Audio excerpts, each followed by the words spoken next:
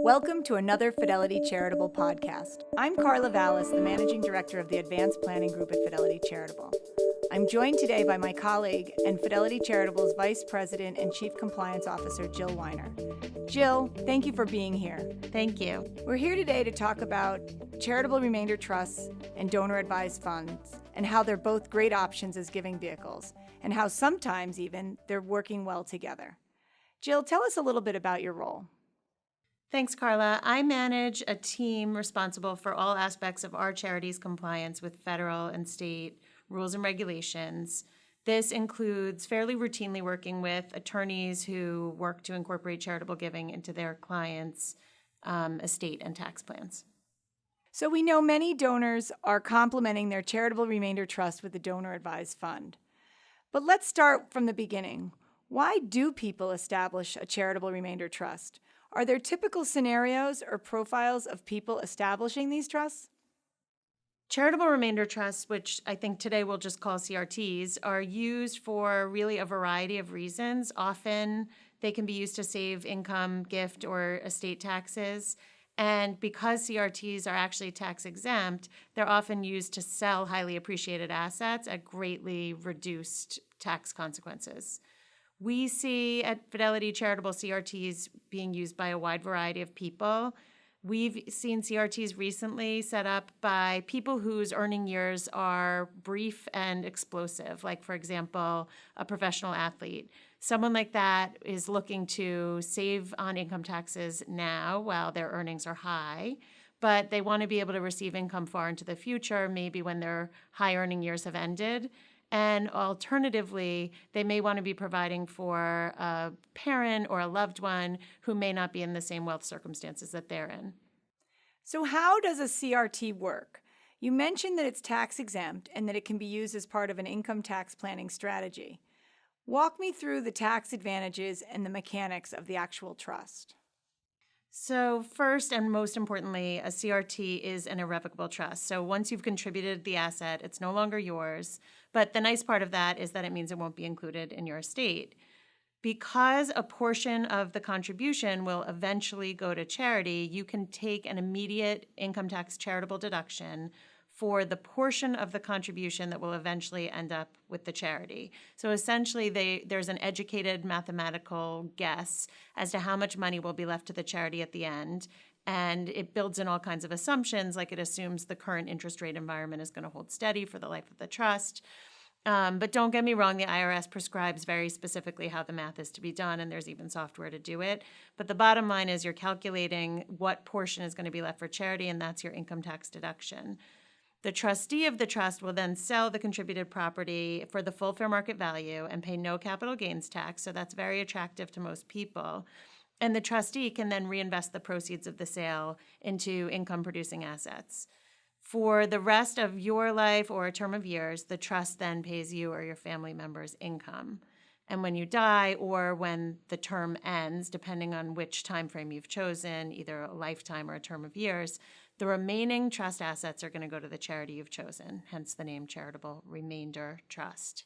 So while you've given away the asset irrevocably to charity, you're not at that moment really benefiting the charity or charities that are named. You're really benefiting through an income stream on a tax advantage basis, you or other people that you've named. Is that a fair summary? That's right, yep. So you mentioned that the income payments you receive while you're alive or for this lifetime of someone else, who determines how much income you or that other person receives during the trust term?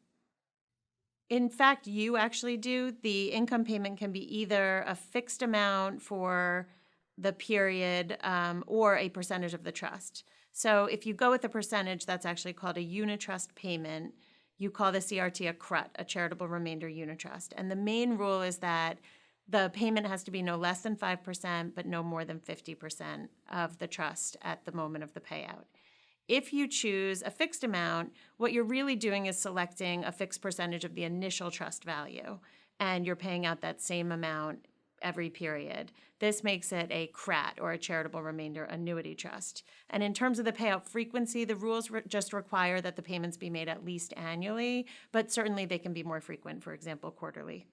Is there a cost to set up a CRT? There is. Individuals typically need to engage a law firm, a trust and estates attorney, usually to draft the trust. There's certainly a cost associated with these planning conversations and the drafting of the trust instrument itself. But with that said, there's a pretty standard template that the IRS created. So the drafting isn't really an intense amount of time for a law firm with experience in CRTs. And you definitely want a law firm who knows this area well. I know, Jill, you have an example. Can you take us through a hypothetical couple for whom this might make sense? Absolutely. So let's use Jane and John Doe. Assume that they're ages 65 and 70 respectively, who purchased stock years back for $100,000, and it's now worth $500,000. So this couple wants to sell it and generate income in retirement. If they were to sell the stock, they would have a gain of $400,000 and would have to pay about $60,000 in federal capital gains tax, leaving them with $440,000 left to play with. If they reinvest that amount and earn a 5% return that they want to use as income, that would leave them with about $22,000 in annual income. If you multiply that by their life expectancy, which I'm rounding out to say about 20 years, that would give them total lifetime income before taxes of $440,000. And because they never gave away the stock, they don't actually have any offsetting income tax charitable deduction. On the other hand, if they were to contribute that same stock to a CRT, they can take an immediate charitable deduction of about $80,000. And this is the rough estimate. This is a rough estimate, but based on the calculation that I mentioned earlier of what would be left for charity at the end of their lives. So let's keep it simple. Assume they're in a 35% tax bracket.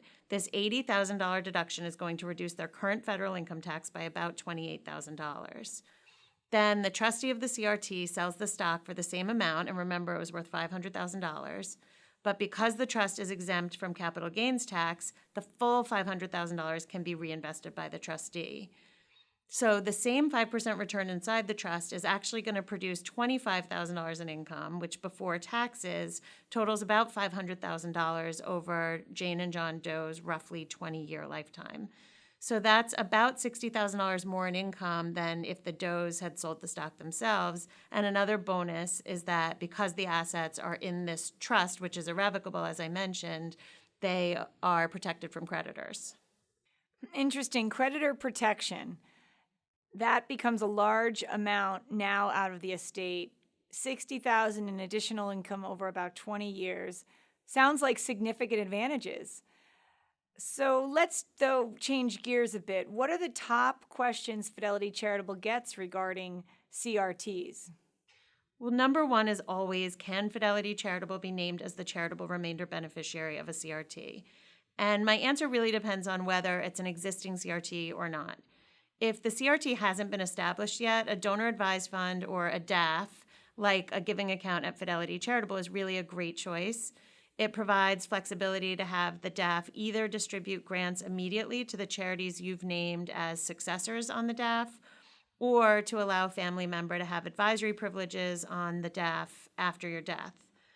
If the CRT already exists and already names a different charity, then most trust documents have built in some flexibility to allow donors to change the charity named in the trust.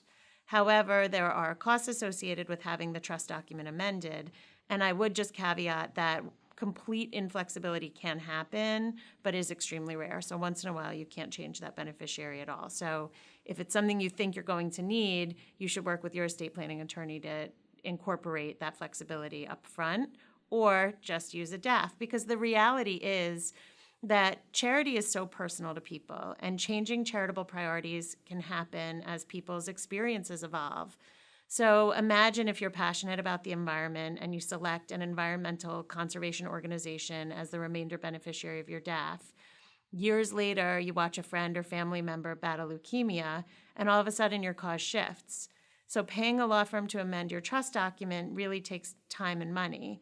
By contrast, if you had a DAF in your CRT from the beginning, supplementing the environmental organization with a leukemia organization as well, or replacing the environmental organization with the leukemia organization, is as simple as submitting paperwork to your donor advised fund sponsoring organization to add or replace your successor election. It's a 5-minute process, no cost to you. But Jill, what if the donor falls on hard times and wants all the income now rather than spreading it out over potentially decades? Or what if the donor becomes wildly successful and no longer needs the income? Are they stuck or can they get out? Well, for a donor who's fallen on hard times, it's always possible to terminate a CRT. In this scenario, both the charity and the income beneficiaries get their respective shares of the trust upon termination in lump sums. But a caveat here is the trust termination process is really going to vary by state. In some cases, a court termination is required, and sometimes even the attorney general's consent is required. So the donor will definitely need to work with an attorney on this. For a donor who no longer wants or needs the income, which is a nice problem to have, he can do an assignment of his interest to the charity. So in this case, the charity gets the income and the remainder interest, and these assignments really tend to be administratively simpler than terminations. The other perk for this scenario is that the donor actually gets to take an additional charitable contribution deduction for the income that he waived and assigned to the charity instead. So the donor, if he no longer needs the income, can even offset his income taxes in that year with the additional contribution of his income interest. Jill, thank you for this informative session on CRTs, good but technical charitable giving vehicles that require close attention to detail. What do you most want listeners to remember about CRTs? I think, Karla, first, they're a really effective income tax planning tool during your lifetime and a great way to sell highly appreciated assets without incurring capital gains. Second, I think naming a donor advised fund as the remainder beneficiary can add a lot of flexibility.